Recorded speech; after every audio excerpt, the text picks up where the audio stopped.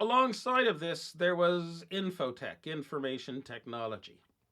The last that we know of, perhaps, of the general purpose technologies, of the technologies that are so important for economies that they can drive rapid economic growth at the modern economic growth 2% per year rate for their generation, and also profoundly reshaping industries that use them, which is pretty much every industry eventually.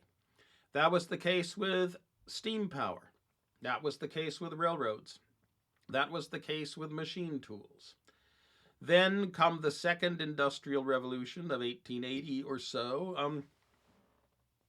Telecommunications, materials science, organic chemistry, internal combustion engines, the assembly line, subsequent generations of machine tools, electricity. What Robert Gordon saw as one big wave of technological advance, that he in his book, The Rise and Fall of American Growth, sees as transforming the global north utterly over 1870 to 1980, revolutionizing and re-revolutionizing the economy, and then ebbing. But starting in the 1950s and reaching critical mass in the 1990s, there came this other general purpose technology, microelectronics. Suppose you somehow produce a very pure crystal of silicon.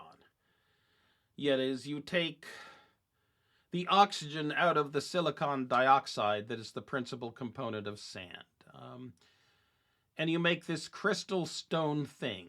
It is an insulator. Silicon has what? 2 electrons, then 8 electrons, then 4 electrons. Silicon has 16 electrons. It sits below carbon in the periodic table.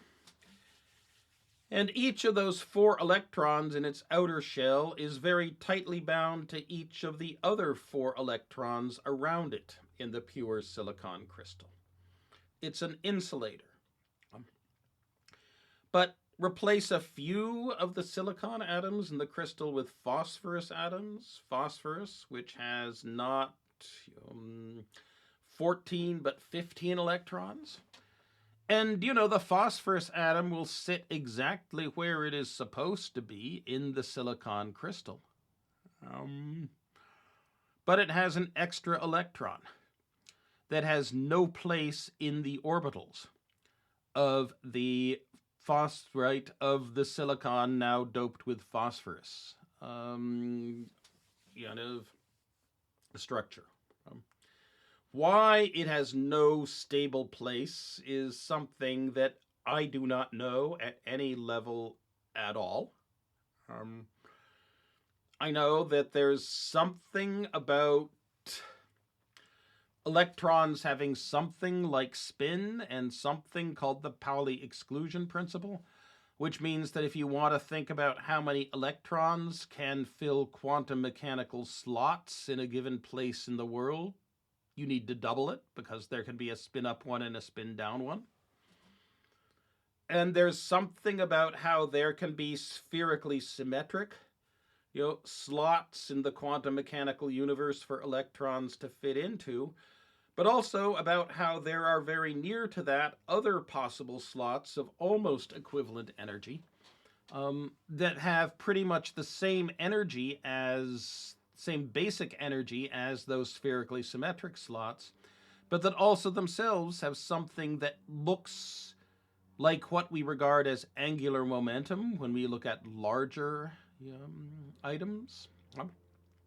And since there are 3 dimensions of space, there are 3 ways in which your angular momentum can be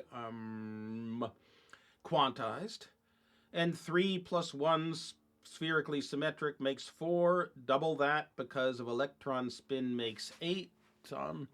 That there are 8 low energy slots for an electron that it will sit in and be very happy sitting in, and it will take a lot of energy to knock it out. In fact, knocking it out will break the crystal. But then phosphorus has this extra electron, and there's nowhere for it to obviously go, and so it becomes very loosely bound, and all of a sudden, our doped silicon crystal has now become a conductor. It's become metal-like. But apply a positive charge to this conductor to pull away the extra phosphorus atom electron, and lo and behold, the doped silicon phosphorus crystalline region becomes an insulator again. People in the 1800s used to do this with telegraph relays.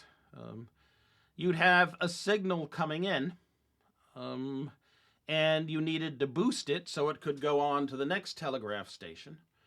And so what you'd have is you'd have the electric current that was a signal go through coils to become an electromagnet.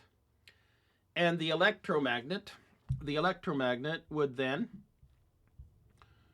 when a current was flowing through it, pull down this thing. And pulling down this thing would create a circuit.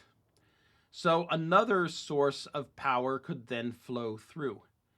And all of a sudden, by sending a current into the telegraph relay through here, through the control contact, you could make current flow through the signal contact. Originally, they did this with things like this, which is kind of like 6 inches tall. Now we do it with things that have 5 nanometers as their size.